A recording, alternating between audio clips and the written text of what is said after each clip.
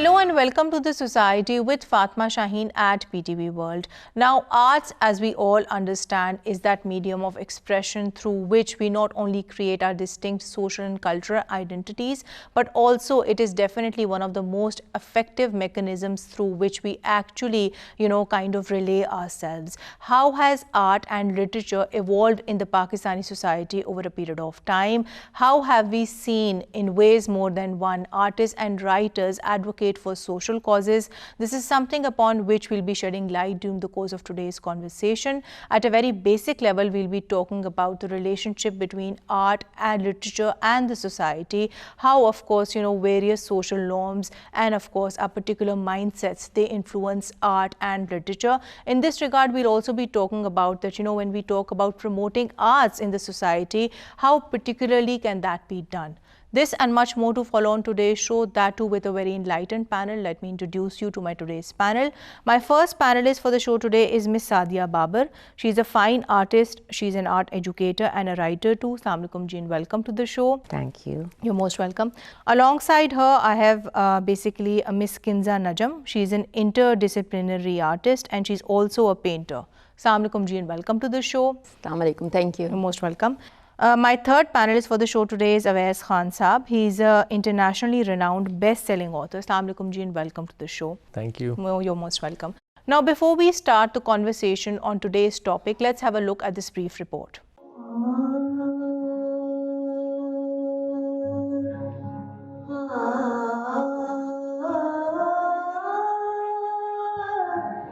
Art and literature are instrumental in bringing social change and also serve as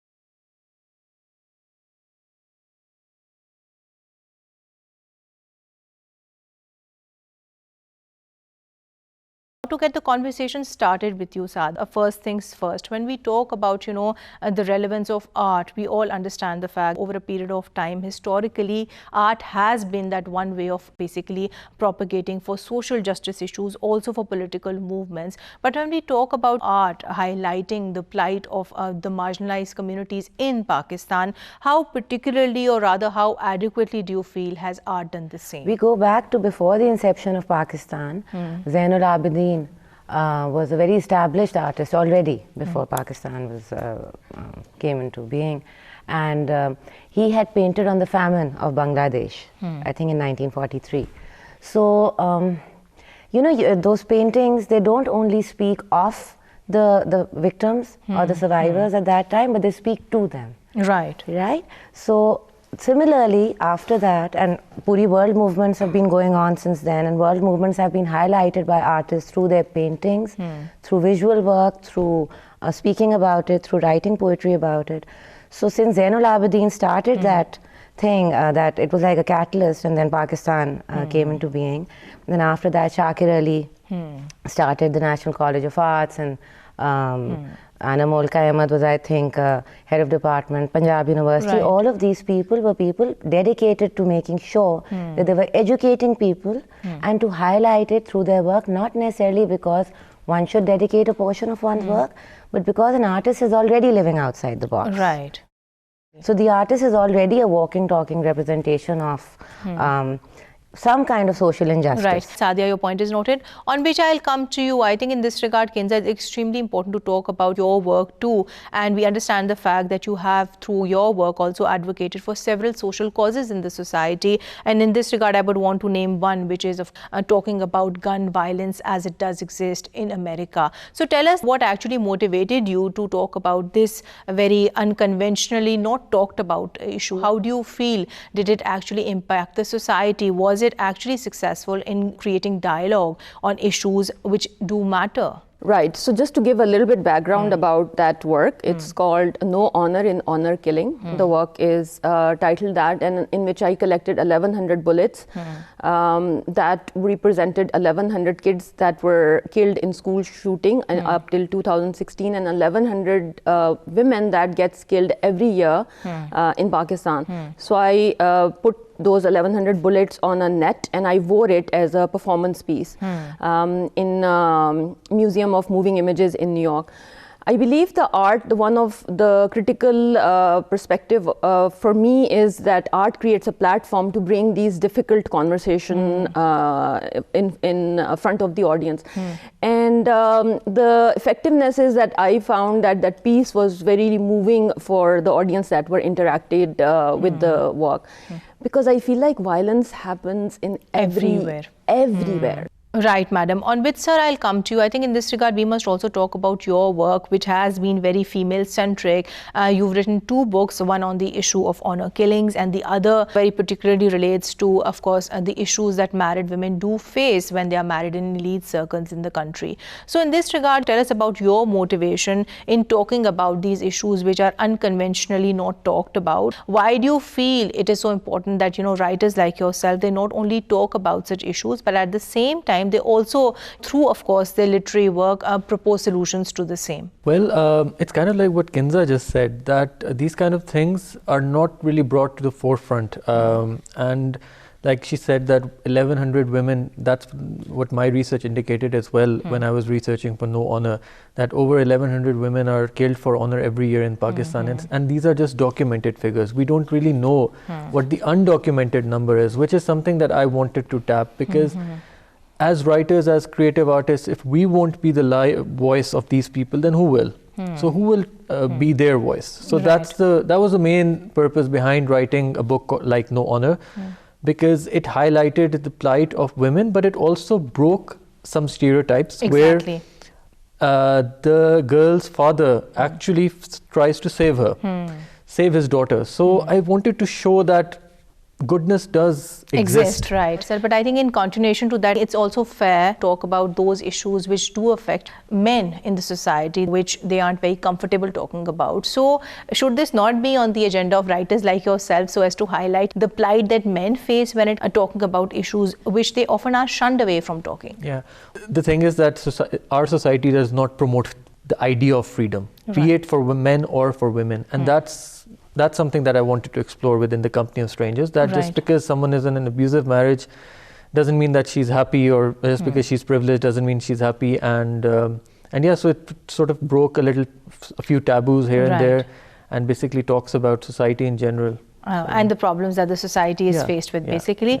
On which I'll come to you, Sadi. I think we must talk about the very importance of art therapy. Now, I know that you have been working with a lot of people, children, students, so as to give them therapy to come out of depression, of PTSD, and even those who are actually fighting substance abuse. So how effective, as a fine artist yourself, do you feel is art therapy when it comes to treating people from various psychiatric illnesses?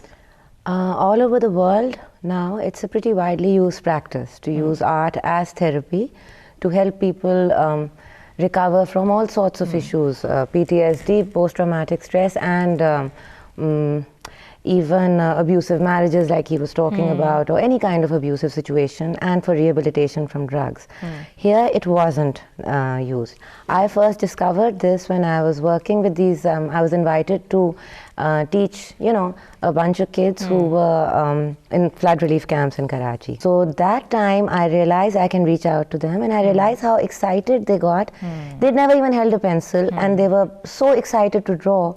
I kind of started to explore that.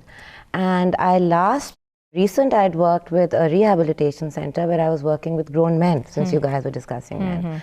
And all of them were in there for substance abuse. And again, I mean, some of them would be very, very robust and in denial in the beginning that no, we don't want to work, we don't want to paint. But you know, the minute I'd start painting with them, what my practice is, I draw for my students. Right. But the thing is that, you know, you are catering to grown men, you're also catering to the plight of those who were actually, you know, flood-stricken victims. And street children. And street children too. But then what about those people who belong to the rural areas? Because you see, this is that strata of the Pakistani population, which is more often than ignored when it comes to, of course, you know, educating them about arts too. And I think you would have a narrative to put here because you are by training an art educator too. So how do we actually educate people in the rural areas of the country about the importance of art and of course help them fight all these issues that you've very rightly so mentioned too, because the focus should just not be on those who belong to the urban cities. Yeah. First we have to make sure the people in the urban areas start respecting art. And once they start respecting it, there'll be more artists, there'll be more art educators who would be willing to then explore the rural setting and go there. It's the same as teaching kids anywhere. Right? But if we don't respect it amongst our elite, art as a profession or as even as an outlet, then we are not going to be able to take it to the rural areas. So in Pakistan, we have to first start respecting artists and respecting art as a profession. That's right, Sadia. But coming to you, she's raised some very interesting points on which I would want you to deliberate further. When we talk about the level of respect that artists are given in the Pakistani society, we do understand, and I would agree with her on this, that, you know, it is not that ideal respect that, you know, other professions get, especially when it comes to hard-notched professions like medicine or for that matter, law and even engineering. So if you were to make a comparison with, you know, the way art is perceived here to what it is perceived abroad in the US, what would your point be on this? How respected is art as a profession? How respected are artists in the US there to what they are here? Use my own example. I finished my PhD in psychology. So as a psychologist, I shifted gears because I always was into art, but there was a big, huge pressure coming from, you know, a Pakistani household to be a doctor or a lawyer like yourself. And then when I shifted, people were not happy. But anyways, I went because I do believe that there's only one life and you live your truth. And the respect level immediately went down, you know, from being a doctor to a starving artist, the perception, you know. So I do believe that there are degrees of respect. It's a bit less here, but even though it's improving, but it's also not as optimum in even the States, you know, like the surgeons have a lot more respect because artists by default don't make as much money and people usually see success in correlation with money. Right? But here it's also about that typical mindset with which we actually approach artists. At least I can say that on part of, you know, Pakistan and Pakistani society. For some reason or the other, I don't see that, you know, you attach some level of seriousness with an artist. You know, somehow it's supposed to be that part-time hobby and it's something. Or they say if someone's not too smart, let them become an artist. Exactly. Let them become an artist, basically. It's that, you know, societal mindset that we need to work upon. On which I'll come to you, Awais. We must also, of course, talk about the challenges that writers like yourself face. Now, there was this time where, of course, we did see a lot of people coming into, of course, literature, writing and everything. But then there was that time where there was that connect with the publishing industry too. But overall, we have seen concerns being raised with regards to writers getting to write what they want to write, but them not being able to get it published in the publishing houses that they would want to get it published. So, as a young writer yourself, what do you propose should be the solutions in this regard? Do we need policies to that effect to as to work on these issues, or do you feel overall generally the publishing houses, they need to be like kind of more all-encompassing when it comes to picking up the work that they have to publish? Yeah, that's a very good question actually. I think we have to approach this problem from different angles. The first of all, we have to support our writers. Writers here don't get any grants from the government, from any organization. Writers are basically left to fend for themselves. And there is no money in Pakistani Pakistani publishing anyway. If you sign up with a Pakistani publisher, they will not give you an advance. And it's usually with advances that writers are able to sustain themselves while they're writing their work. But if they don't get that money, then there's very little incentive for them to get into this industry. And that is where I think Pakistan falls very, very behind. Even though we're a country of over 225 million people, Right. we don't have that kind of readership, we don't have that kind of support. And that is why most writers here either sort of give up or they look towards the UK and US, and if they're lucky, if they're talented, they will get an agent or something, and then they can make their mark. But I think that there is a huge amount of talent in Pakistan which is currently untapped because of this shortage of publishers, and the publishers that do exist here, They are very picky and choosy. they are picky, and they're also only concerned about their own profits. They will never be concerned about the fact that, we're signing up an author, maybe he deserves something as well, maybe she deserves a little bit of money as well. No, it'll be all about them. So that is the basic perception has to change from the root level, that writers are allowed to make money. That is the general perception in Pakistan, is that writers should not make money. A lot of readers get in touch with me, they're like, send me a free PDF or free copy of your book. I'm like, go ahead and buy it. Exactly. They're like, why should but we I buy think it? then again, it goes back to the basics of us, because when we talk about art and creative industry, I think there is a perception in the society that it is undervalued, it is underfunded. So when we talk about, addressing all these issues in the wider arena, these are the things that we actively need to work upon, on which I'll come to you, Saadi. I think in this regard, we must also, of course, talk about how various technological advancements, how have they, in turn impacted the art industry in Pakistan. If not anything, I think the positive which has emerged is the fact that they've definitely made the access of young amateur artists easier, basically, to the art industry. So overall, how do you see this trend evolving, and where do you feel are the areas that we need to work upon? As an artist and writer, I think it's been extremely favorable for us, because we have cut past the elitism in the art culture and in the writers' circles. Now everyone can showcase their work to the public themselves, right? So it all depends on developing your own personality. Right. And I think one thing I'd like to disagree with Uwais was when he keeps saying that in Pakistan, the publishers don't want the artists to make money, or the writers. I think no one in the world wants artists and writers to make money. But that They're is as so cutthroat there. unjust in itself, whether you agree with him or not, because why should artists be discriminated against? They are as much of professionals, respected professionals, I would like to think, as anybody else, be it a lawyer, be it we a pay a judge, lot be of it a money to politician go or anchor. look at paintings in the Louvre, but we wouldn't pay an artist who's living. Yeah, right. So same goes for writers. But the publishing houses, I have experienced myself here, and I found them extremely helpful. So I'd say that for them in their, we are reaching out to a public that doesn't read. Right? This raises a very important question which I would want to put to you, which is, over time we've seen the book culture, which at one point in time was very popular, more particularly amongst the youth in Pakistan, that has been on a sharp decline.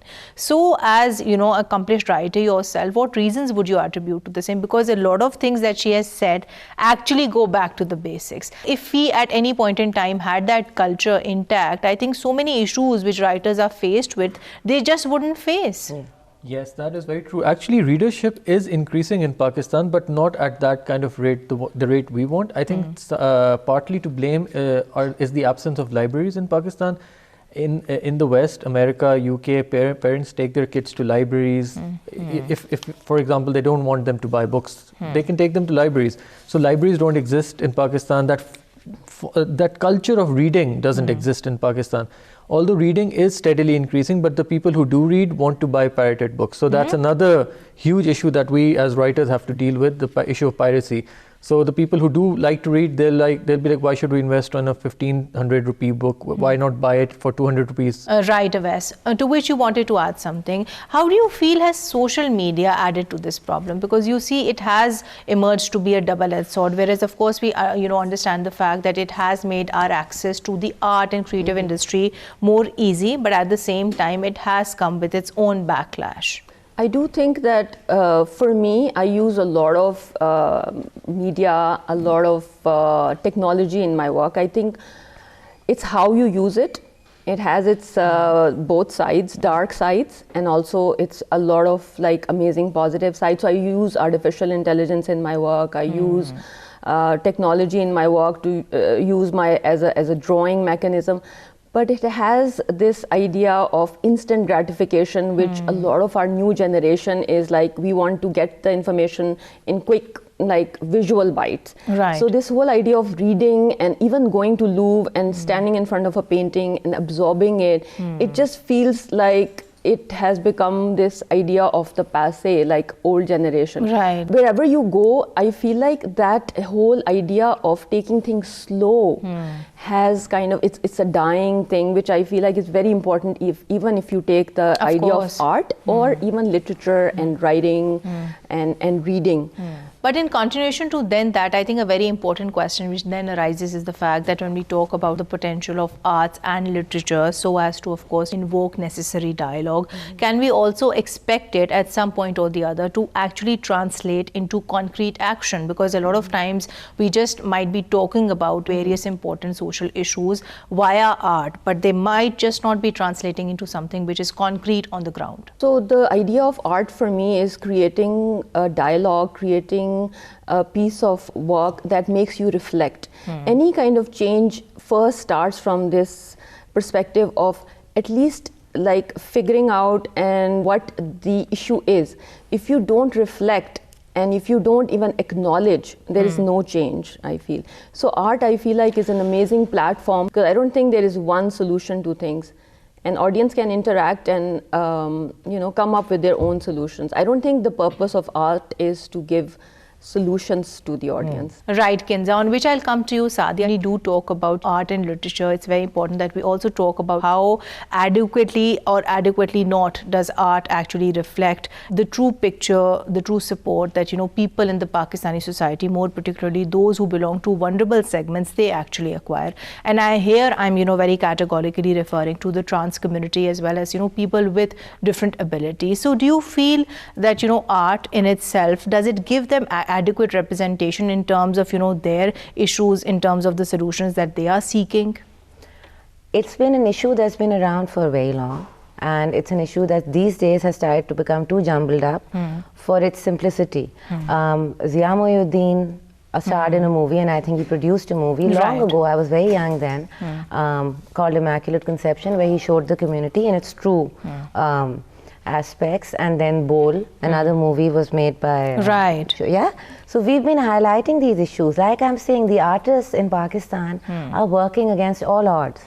We work with all sorts of fences put around us, and we still try to do right by the communities that are underprivileged. Not all artists, but a lot of artists, and Pakistan has a lot of artists, not just a few names that everybody knows, but every other person. But I think here it's very important to also see then they might be getting representation, but is that representation something which would actually propagate and reflect their needs and of course their issues, their narrative adequately? Because you see, you do get representation in media otherwise too, but that narrative, that needs to be straight. On which I'll come to you, Awais. Do you feel that, literature, books, novels, do they give adequate representation to people who do belong to vulnerable segments of the Pakistani society? Like Sadia says, I think artists and writers are doing their bit. The one example that comes to mind is Faika Mansub's This House of Clay and Water, which does take a look at this and does tackle these issues regarding the trans community. So I think that more needs to be done, but we're getting there slowly and steadily. Given the limited support we have, I think writers and artists are definitely. I think right now it would be fair to say that the focus is on projecting more strong women characters in literature, and that is a very positive trend that we have seen emerging. You're the biggest example of that sitting here on the talk show today, but generally as well, we have seen a lot of, very positive, progressive, strong, independent Pakistani women being portrayed in novels now. Absolutely, in novels and in mainstream television as well. In mainstream television, we're seeing more and more roles with powerful women, which is how it should be. And I think it's important to break stereotypes, especially when these stereotypes the West sees us like this. Right. So it's very important to produce work where the West sees us a little differently as well, because this project, they have this image of Pakistan, a certain image. So it's nice that, you know, artists, writers, they're all working towards breaking that. Right. So which is why I posed that question, that, you know, when we talk about arts, it should just not be that particular angle of being a source of entertainment. It should be something which would educate others. It should also be something which puts forward our, you know, narrative as a country, on which I'll come to you. We understand the fact that the government has taken quite a few steps and, of course, initiatives when it comes to promoting filmmaking in the country. Now, these steps, of course, they are very important, and they in themselves will also, you know, help Pakistan put forward its narrative to the international arena. But what responsibility, in your opinion, then rests on the society at large? Very unfair to put the entire responsibility on the state. How can we, as a responsible society, work to strengthen the institution of creative arts in the country, and also give artists the due respect that they do deserve? Yeah, it starts from school level. It starts from people understanding that art in school is not a free period, that art is a way of life. It is a way of understanding how to become a fully educated human. It is a way of understanding how to react to issues. If you're not well versed in the arts, in the humanities, you will not understand how to react to things. So as a society, we overreact, or we underreact, or we lose our marbles a bit. So till we realize as a society that yes, my son and daughter should study a bit of art, a bit of sociology, a bit of literature in school to become a well-rounded human, we are not going to get there. Once we do it, the rural areas are going to follow suit, because they do everything we do. Right, they want basically to become part of the civilized world, as we like to call it. Right. So we need to... These are the things that we need to work on. Yeah. I think here she's raised some valid points on which I would want you to deliberate further. Art education, I think that is the key. That is something that we need to focus on, especially when it comes to teaching children art in schools. To that effect, also incorporating arts as a subject, as a mandatory subject in the curriculum too. So when it comes to art education, how precisely do you feel can we work on that? Because, you know, that would be the first step of actually ensuring that yes, you know, arts as a profession, that is taken seriously. I think this point goes back to this notion of respect. So I think we only value things that we respect, and if it's not respected, and if it's not given validation from the parents and the society, then we don't think that it's worth anything. So it goes back to the basics. The perspective comes from the mere acknowledgement from the parents that it's something legit. It creates a dialogue, it creates a change in its own way. So from very early on, from the household to schools, and then later on, you know, with the society. So I think it starts very, very young age from parents promoting that. It's a combination of educational institutions, parents, and, you know, the society at large coming together so as to work on this issue. It's also very important that we talk about the importance of transnational art exhibitions and collaborations, and this is something that we do see happening all over the world. You, for example, have been exhibiting in different parts of the world, in the US and Dubai. So how can, you know, these kind of exhibitions, how can these kind of, you know, collaborations or seminars, they actually create that necessary dialogue when it comes to promotion of arts? I feel like this, where all different minds come together, and art is an amazing, like a brilliant platform, and that's one of the reasons I feel like I was so attracted to it, because even if you hate somebody, different people coming from different perspective can come together and be there, be the peacemaker, be the change, be the catalyst to come to that platform, bring different ideas, bring different thought process, and create that dialogue where you can, you know, inspire people that yes, it's something worthwhile being a writer or an artist or coming in movies. You can do so much, right? You know, you can bring so many different changes at so many level. Right, Kinza. On which, sir, I'll come to you. I think in this regard, it's also very important to talk about creative writing, and we understand the fact you have been mentoring quite a lot of young aspiring writers so as to hone their writing skills. So why are programs like these extremely important when it comes to drawing out your creative writing expressions? Because these, at least this is how I would want to understand it, these skills are those skills which are very necessary for good writers when you grow up.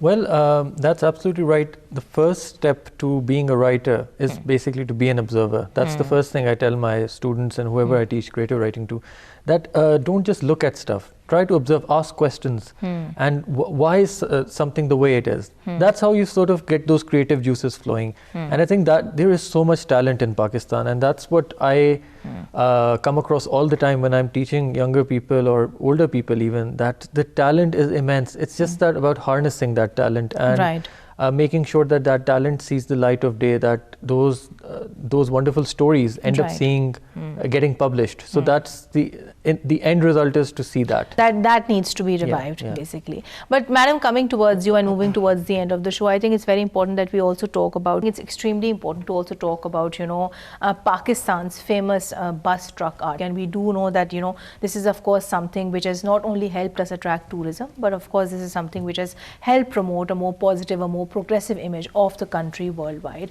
So how do you feel can we as a nation work to channelize this? Because the more we do that, the greater the chances that it will not only help us, you know, boost the economy in the larger picture, but also at the end of the day project a more softer image of the country world over. Promote the softer image of the country, which is a very true image of the country. Now the aesthetics are already there in our country prior to popular opinion in Pakistan that no, we have no aesthetics and we are not artistic. I beg to disagree. We go out on the roads and we see beautifully adorned, and we take it for granted, buses and trucks and rickshaws, and those men are rough, robust truck drivers, and they make them. So they need the representation first. Right. Then their art needs representation. If you do it properly, if you do it truthfully, it will become a flourishing art form that others will want to practice. If we have it in our minds that yes, let's cash in on the truck drivers and sell a bit of their work, it's going to die out again, because people have been trying to promote it for a long time. So we need to basically focus on promoting the work artists. of those who, the artists themselves, and especially those who are working behind the scenes. And this is a problem which is generic in other industries too. Like if you see the fashion industry of the country too, it's always the branded fashion designers, the high-end designers, which get all the credit. Although the ones which are of course I'll tell backing you them why. up are Because the art ones. schools give you this education here when they tell you, you put craft separate from art, right? So craft is not art. They drum it into the minds of the students. So we come out of art schools with this elitist concept of being I don't know who. Michelangelo's from the time we are out of art school. That doesn't work. Right. We need to respect anyone who can work with their hand. Of It is course. all art. Right. Once we start putting it all under the umbrella of art, the image of Pakistan itself will be very positive, because it's all around us. Of course. Everybody is creating something. Exactly, that's very rightly put by yourself. On which I'll come to you, Kinza. I think in this regard, we must talk about gender equality. This is something which we do see being reflected in different quarters of the industry too. And in this regard, it's very important to then talk about the theme of this year's International Women's Day, which is, you know, just around the corner. The theme of this year is Digit All, Innovation and Technology for Gender Equality. So how do you feel can we actually apply this theme with regards to, you know, promoting greater digital inclusion of women artists per se, in the art industry in the country? Women artists, yes, but in general, women needs to have access to technology and training and being able to understand how to bring that. Like right now, artificial intelligence is like a big, the NFTs and artificial intelligence is like everywhere right now. But if they don't have the basic access to technology, then it's really difficult for them to be a part of this whole conversation.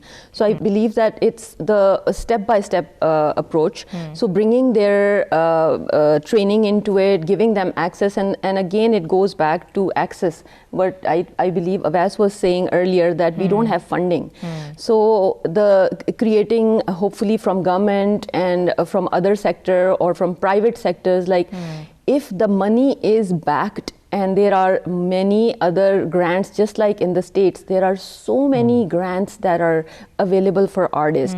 So if there are grants available for women artists, I mean all artists, but especially women artists, to give them access to technology, they're going to do even But more phenomenal we have seen works. the government as well here are very actively working so as to particularly promote filmmaking too. Right. And in this regard, we do see that there has been work being done so as to promote, the younger generation to get into the industry. But I think that aside, when we talk about including women, largely speaking, what role here do you feel can, people like yourself play, artists to support fellow artists, or for that matter, society to support artists? Because a lot of times, I think most of the problems that we have talked about, they do stem from the society. So it's not very fair that the solutions accordingly should stem from the society too. No, I absolutely agree. I think it goes back to role modeling and being able to give mentorship to younger artists and giving them the training. Whatever you can do, even if you bring a small change by, like right now I am working on an exhibition and I have younger studio assistants that I'm training, and I'm bringing them into different technologies, how to make work with artificial intelligence, how to create, bring their work. Right now, if Picasso and Sadikan and our big names were alive, they would be using technology into their work, right? So I feel like that's a big thing if they're missing out on, to bring into the work and take it to the next level and create amazing works, because we, like all of us are saying, there are amazing talent in our country. Right. Madam, your point is noted. On which, sir, I'll come to you, and before we conclude today's show, I think it's equally important to, of course, talk about the very important role that, literary festivals, they do play in our Pakistani society. We have seen this very positive trend of literary festivals happening in Pakistan. But do you not feel, whereas, of course, these literary festivals are those places where a lot of dialogue is initiated with regards to art and, of course, literature, so to speak, we should also, by analogy, have similar children literature festivals too? Actually, a very excellent idea, because that way children will be more engaged with books, and also they'll get to see that who creates them. Exactly. And that's very good for inspiration, because they'll be like, okay, if this person can do it, maybe I can do this too when I grow up. So I think that's a very excellent vehicle for change, having children's festival, and it can probably bring that much needed change that we need, especially when it comes to children reading more. Right. And I think the festivals in Pakistan can do a lot more to support local talent as well, because that's the point entirely of festivals. If you go to the UK or US, you'll notice that they they have these focused festivals where writers from the north, writers from southeast, they are promoted more. So I think we need something like that in Pakistan as well, where writers from Lahore or writers from Karachi are specifically promoted. So I think that will bring about some much needed awareness among, because these festivals get thousands and thousands of visitors. So this is an excellent way. As far as writing is concerned, I think children's festivals, like I said, are extremely important. And not only do they foster exposure, they also sort of, I think they'll help those children become writers someday, because then they'll see that this person is leading a panel discussion and there are like 200 people listening to them. That in itself is good. It's motivation enough to sort of want to write your own book. And as they say, that every person in the world has a book in them. So that way it might actually come to happen. Right. And I think in this regard, it's very important then to also, talk about what guidance, what tips would you want to give to all the young aspiring writers out there, especially those with limited means who do want to make it big, but unfortunately don't have the resources or access to the arts industry, so to speak. So what would your tips be to such people? I think mentorships are very important.